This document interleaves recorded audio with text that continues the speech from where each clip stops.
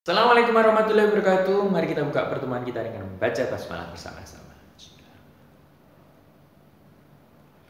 Selamat pagi saudara-saudara, selamat siang saudara-saudara, apa kabar? Hari ini saya akan membahas tentang materi baru. Kalau kemarin kita sudah membahas determinan, matriks, sekarang vektor. Oke. Dulu pernah diajar oleh Pak Bagio Condro mestinya di dalam fisika, oke, tapi tidak usah khawatir, akan saya bahas lagi. Oke.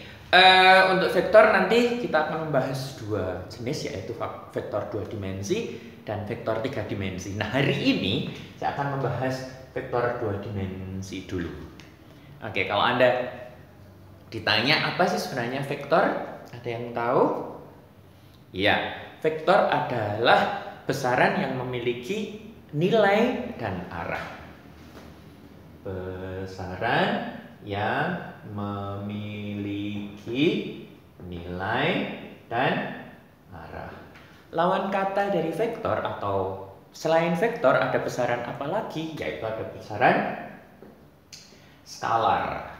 Apa itu besaran skalar? Kalau vektor itu memiliki nilai dan arah, kalau besaran skalar itu adalah besaran yang memiliki nilai saja tanpa memiliki arah. Sebagai contoh, saya punya massa 5 kg, 7 kg, 100 kg begitu. Apakah dia punya arah? Ternyata tidak punya arah. Kalau tumbas gula 2 kilo arahnya ngidul, tidak mungkin. Oke, hanya memiliki nilai saja. Nah, massa merupakan besaran skalar. Saya punya gravitasi. Nah, oke, besarnya adalah 10 meter per detik kuadrat. Ada nggak arahnya? Ada. Arahnya kemana? Ke arah pusat bumi. Sehingga gravitasi merupakan besaran vektor. Vektor. Sampelnya gravitasi.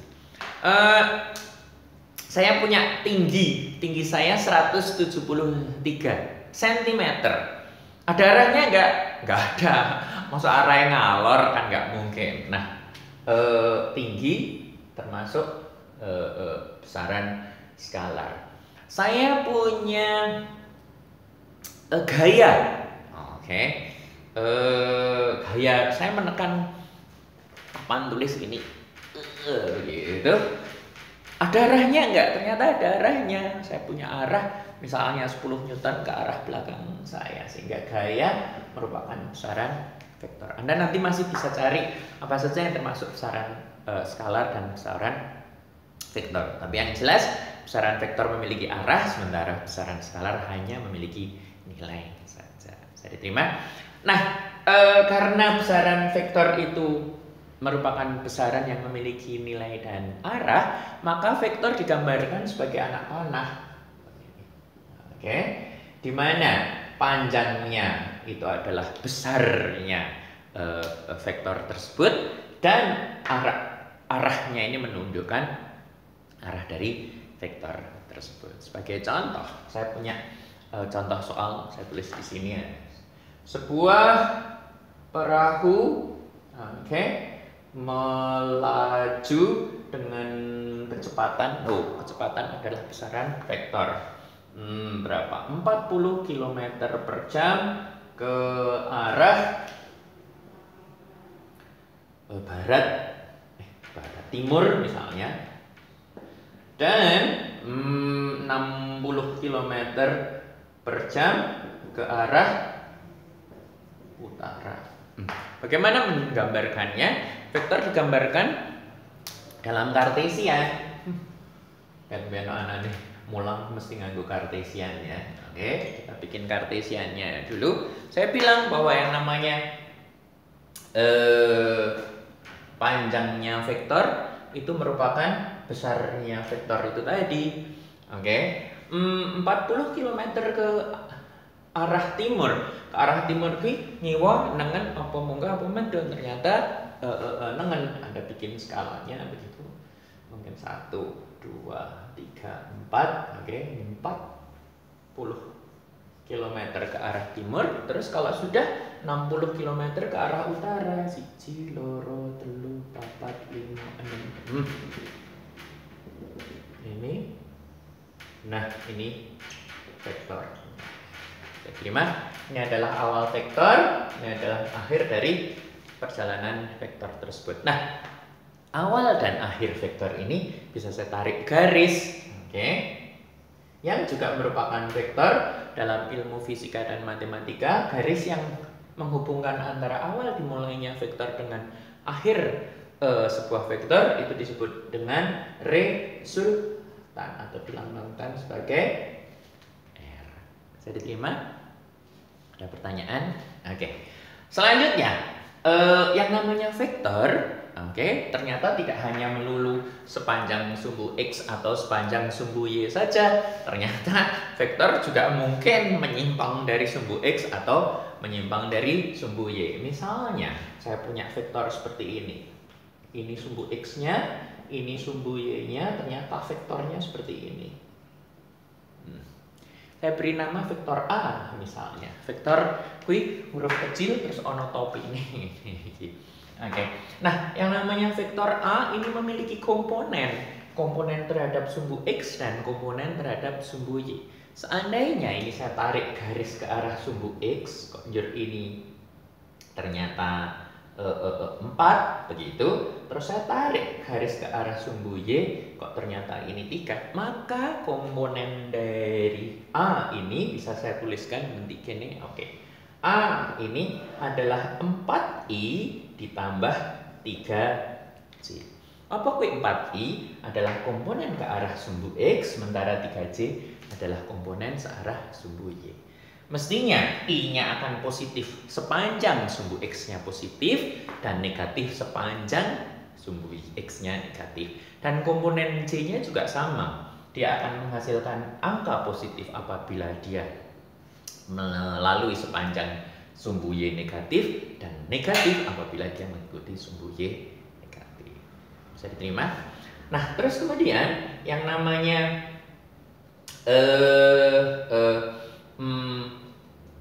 vektor ini memiliki sudut apit. Sudut apit terhadap sumbu X dan sudut apit terhadap sumbu Y.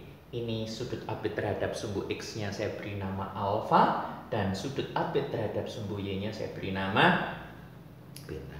Berdasarkan aturan kosinus, misalnya ini komponen sumbu X-nya saya beri istilah A, begitu, komponen sumbu Y-nya saya beri istilah B, begitu, maka panjangnya A nanti kene ya, kene, oke, kene. Panjangnya A, oke, saya lambangkan sebagai tanda mutlak seperti ini. Apa? Yaitu komponen sumbu X saya kuadratkan, terus kemudian saya tambah dengan komponen sumbu Y saya kuadratkan. Sehingga berapa panjang vektor A ini? Oke, akan sama dengan akar 4 kuadrat ditambah 3 kuadrat sama dengan akar 16 ditambah 9 sama dengan akar 25, yaitu 5. Saya terima? Tetap konsentrasi, saya hanya menggeser kamera saja. Saya tadi bilang bahwa kurang medun. Nah, saya tadi bilang bahwa dia memiliki sudut apit begitu, alfa dan beta. Sekarang kalau kita mau membahas berapa sih sudut apitnya atau alfanya dan betanya gitu, kita bisa menggunakan aturan trigonometri. Anda boleh menggunakan sinus, kosinus, dan tangen. Kita bahas satu persatu. Sinus alfa, oke. Kalau Anda dulu pernah belajar jembatan keledai begitu, sinus itu apa? Depan dibagi miring, depannya panjangnya ini yaitu komponen Y-nya sepanjang X dibagi miring, miringnya adalah panjang dari A. Oke, depan dibagi miring. Terus kemudian kita bisa mencarinya dengan kosinus juga begitu.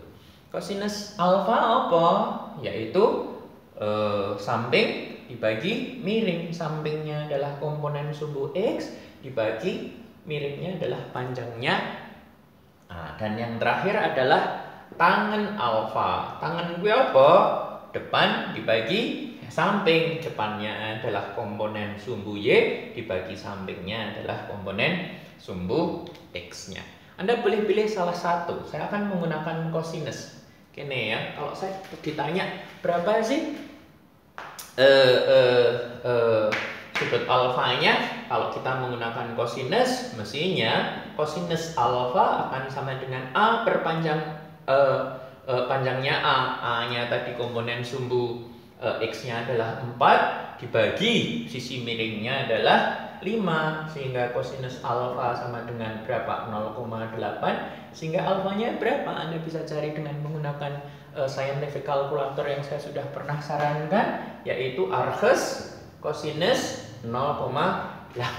Nek go kalkulator scientific calculator bicarane pecet 0, pecet titik, pecet 8, oke, tekan shift, masih kelihatan? Oke. Shift, terus kemudian tekan kosinus. Anda nanti akan mendapatkan sudut alfanya. Bisa diterima? Terus ternyata di dalam perkembangannya kita tidak hanya menjumpai satu buah vektor yang bekerja di sumbu kartesius, ternyata kita mungkin akan menjumpai banyak sekali vektor yang berada di dalam sumbu kartesius. Misalnya, saya punya A, oke, P kecil, ternyata komponennya adalah 4I plus 3J. Terus kemudian saya punya Q, oke, berapa? Keduren pora? Oh, keduren, sorry po, tak tulis mana?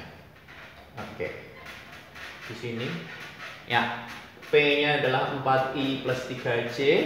Terus kemudian Q-nya, ternyata saya punya minus 2I min 5J, ya misalnya. Nah, bagaimana cara menggambar atau memetakan dua buah vektor yang bekerja di dalam satu kartesian? Gampang saja. Pertama-tama Anda butuh kartesiannya dulu. Oke, Anda gambarkan begitu sumbu X dan sumbu Y-nya. Iki Y, iki X, iki 0, begitu.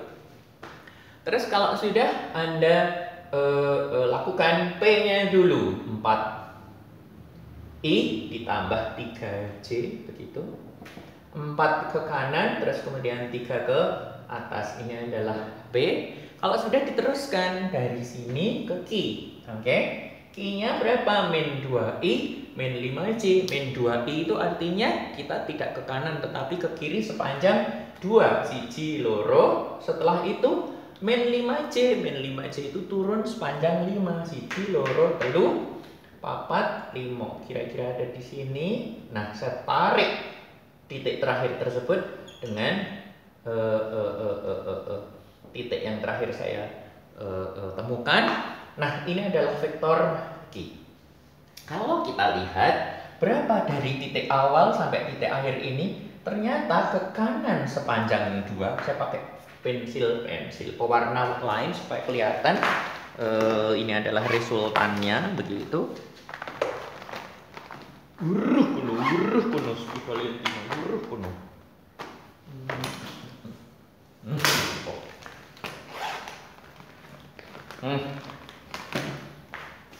Saya gambarkan dengan warna lain. Nah, begini. Ternyata dia ke kanan sepanjang 2, terus kemudian turun sepanjang 2 juga. Kalau kita lihat, kita amati, oke, resultannya, oke, saya tulis di sini, itu adalah 2I min 2J. Kenapa? Karena ke kanan sepanjang 2 dan turun sepanjang 2 juga. Nah, kalau Anda amati, ternyata 2I ditambah 2J ini ada hubungannya dengan dua buah vektor tadi, begitu. Kalau Anda lihat, ternyata resultannya itu merupakan jumlah dari, Anda lihat 2 itu adalah 4 dikurangi 2, ketemu 2. Min 2 itu adalah 3 dikurangi 5. Sehingga kalau Anda mempunyai seperti ini, resultannya pada hakikatnya adalah P ditambah dengan Q P-nya adalah 4I plus 3J. Saya tambah dengan Q-nya min 2I min 5J. Begitu. Kalau sudah, kita hitung I dengan I, J dengan J. 4I dikurangi 2J ditambah 4I dikurangi dengan 2I ditambah 3J dikurangi dengan 5J akan sama dengan 2I dikurangi 2J. Sama perhitungan kita baik secara matematika maupun secara grafis. Bisa diterima? Setelah ini saya akan memberikan soalnya gampang. Nanti saya minta saya punya beberapa vektor yang bekerja di dalam Kartesius, mungkin 3 atau 4 begitu. Saya minta Anda untuk menggambarkannya sama seperti tadi. P terus diikuti Q, mungkin diikuti R, diikuti S begitu. Kalau sudah Anda tentukan resultannya. Secara grafisnya gambarnya kayak ngono, secara matematika rumusnya seperti ini. Jadi P ditambah Q ditambah R ditambah S, mungkin kalau ada 4 vektor. Nah, kalau sudah, nanti saya minta Anda untuk mencari sudut apitnya. Sudut apit dari resultan tersebut. Resultan tersebut nanti sudut apit terhadap sumbu X-nya berapa, terhadap sumbu Y-nya berapa. Yang paling gampang kalau sudah ketemu sumbu X-nya, sumbu Y-nya tinggal menguranginya dengan 90 derajat atau menguranginya 90 derajat dengan sudut apit terhadap sumbu X tersebut. Saya terima.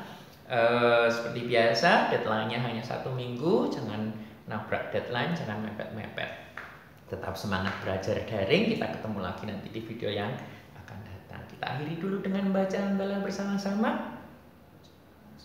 Sampai jumpa minggu depan. Assalamualaikum warahmatullahi wabarakatuh.